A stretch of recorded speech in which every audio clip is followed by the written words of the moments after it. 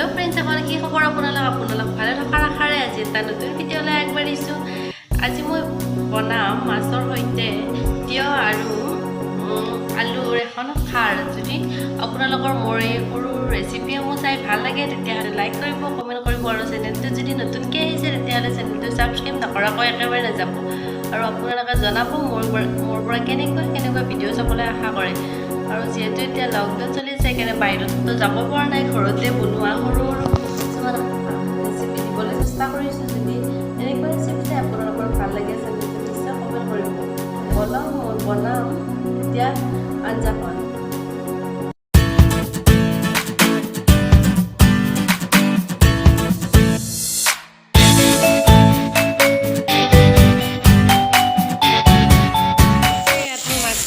বহাই দিছোঁ আৰু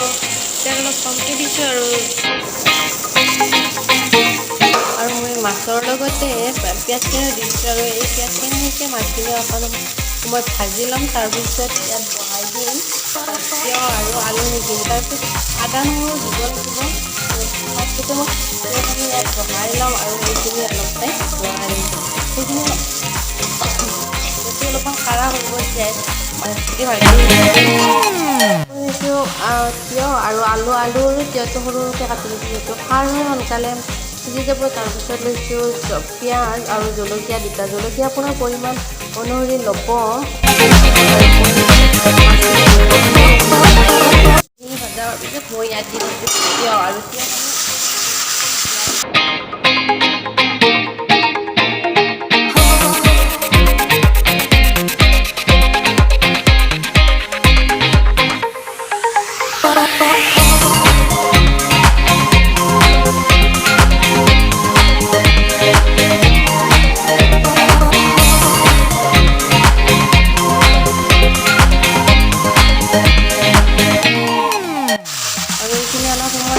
ঢাকনি মাৰি ভাজি লোৱাৰ পিছত ইয়াত মই দি দিম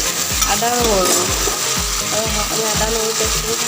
দিলোঁ আদা নহৰু পেষ্ট আপোনালোকৰ জোখ অনুযায়ী দিব আদা নহৰুখিনি দি দিম অলপ আৰু ভাজি ল'ম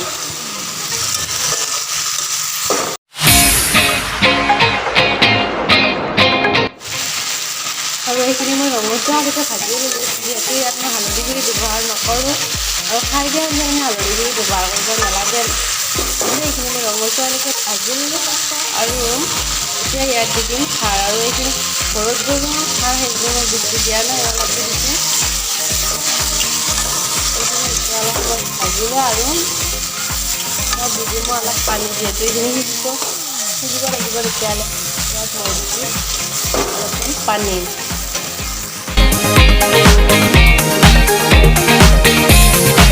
যেতিয়াবা মই কেইবাৰমান লৰাই চালোঁ আৰু এইবাৰ লৰাই দিছোঁ আৰু সময় লাগিব আৰু এইখিনি সময় লগা হোৱাৰ পিছত আপোনালোকক ফাইনেল লুকটো দেখাই আছোঁ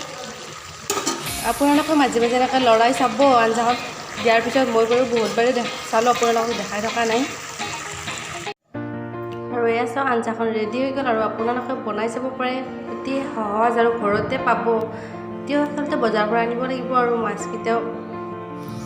তেতিয়াহ'লে আপোনালোকে এবাৰ বনাই চাব যিহেতু বেছি মছলা পাতি ব্যৱহাৰ কৰা নাই বনাই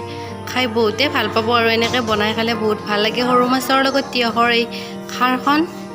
আৰু জনাব মোক কেনেকুৱা হৈছে এই খাৰখন আৰু আপোনালোকক মই খাই পেলাই কৈছোঁ কেনেকুৱা হ'ল খাবলৈ খাৰৰ আঞ্জাখন খাই বহুতেই ভাল লাগিল আৰু অতি সহজ পদ্ধতিৰে বনাব পাৰি আপোনালোকে এবাৰ বনাই চাব আৰু খাই নিশ্চয় ভাল পাব আৰু যদি আপোনালোকে মোৰ চেনেলটো নতুনকৈ আহিছে তেতিয়াহ'লে চেনেলটো ছাবস্ক্ৰাইব কৰিব